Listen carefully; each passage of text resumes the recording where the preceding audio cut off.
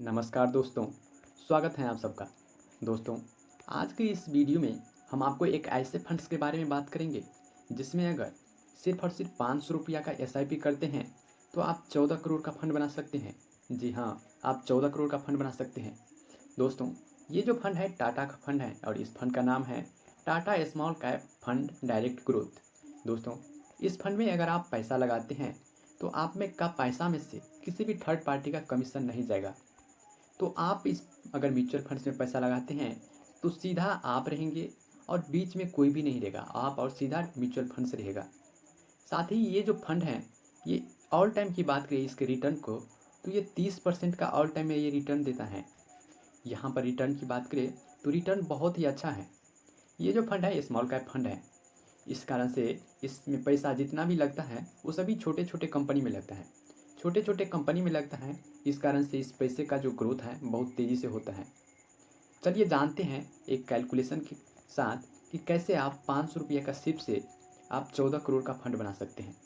दोस्तों, ये जो 14 करोड़ का फंड है ये बहुत बड़ा फंड है।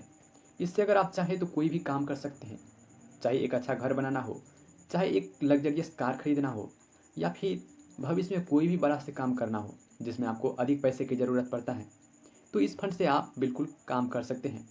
तो चलिए एक कैलकुलेशन के साथ देखते हैं कि कैसे आप 500 रुपया का एसआईपी से 14 करोड़ का फंड बना सकते हैं।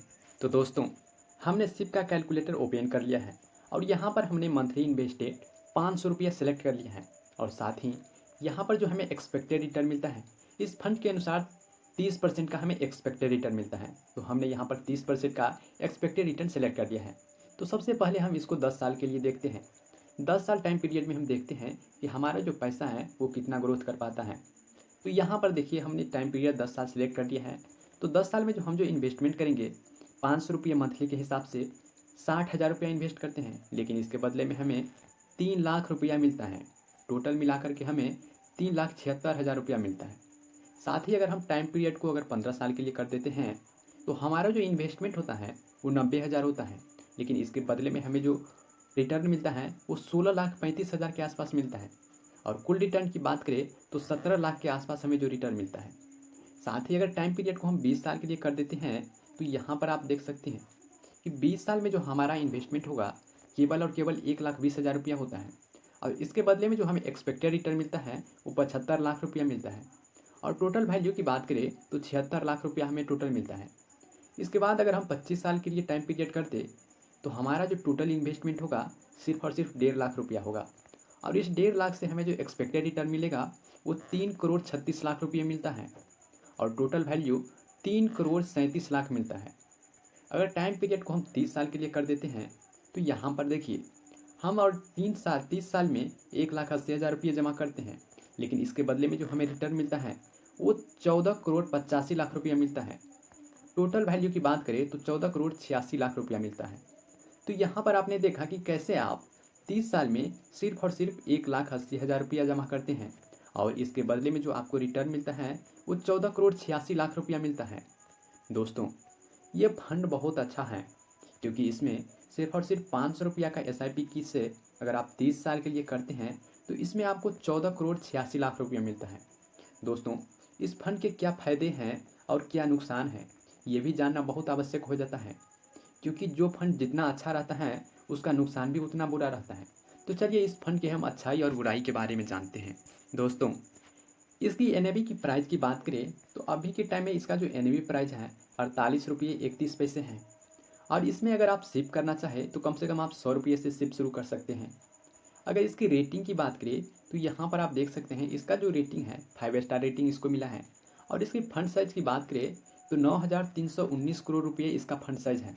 ये जो फंड साइज है इसका मतलब ये होता है कि इतने करोड़ रुपये इसमें लोगों ने अभी तक इन्वेस्ट कर दिया है। तो सोचिए कि कितने लोगों ने अभी तक इसमें इन्वेस्ट किया है। इसकी अगर होल्डिंग की बात करें तो 52 कंपनियों में इसका होल्डिंग है। यहाँ पर आप देख सकते हैं कि बहुत से अलग अलग कंपनी हैं जिसमें इसका होल्डिंग है। दोस्तों, होल्डिंग किसी कंपनी का यही बताता है कि म्यूचुअल फंड्स कितना अच्छा ग्रोथ करेगा, इसमें अगर पैसे इन्वेस्ट करेंगे तो कितना आपका पैसे का ग्रोथ होगा, यही बताता है। क्योंकि जितना अच्छा कंपनी ग्रोथ करेगा पैसे का ग्रोथ उतना अच्छा से होगा। अब ये जो अगर सेक्टर वाइज देखिए यहाँ पर तो इसमें दो चीज़ में इसका पैसा लगता है, एक तो इक्विटी में और दूसरा कैश में।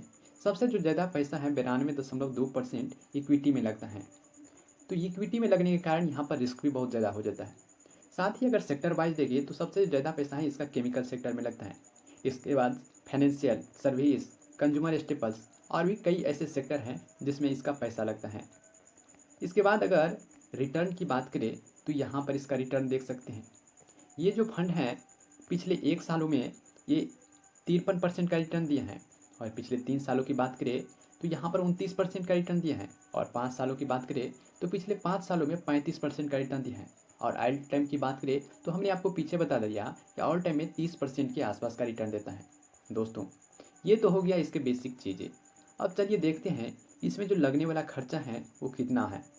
यहाँ पर देखिए, इसमें जो एक प्रकार का खर्च होता है वो होता है expense ratio, exit allowed and tax. ये 3 चीज़ें जो होता है किसी भी म्यूचुअल फंड्स का खर्चा होता है। ये जितना कम रहेगा आपके लिए उतना बेटर रहेगा। तो यहाँ पर देखिए, इस फंड का जो एक्सपेंस रेशियो है बहुत ही कम है, 0.34% इसका जो एक्सपेंस रेशियो है। साथ ही इसकी एग्जिट अलाउड की बात करें तो यहाँ पर देख सकते हैं कि 12% इन्वेस्टमेंट, और एग्जिट अलाउड यहाँ पर 1% आपको देखने को मिलता है। इसके बाद स्टाम्प ड्यूटी भी इसमें शामिल है। अगर आप स्टाम्प ड्यूटी यहाँ पर देखें तो 0.005% इसका स्टाम्प ड्यूटी है। इसके बाद टैक्स इम्प्लीकेशन की देखें तो यहाँ पर आप टैक्स तो हर कोई जानता है, तो यहाँ पर इसको टैक्स को भी देख सकते हैं।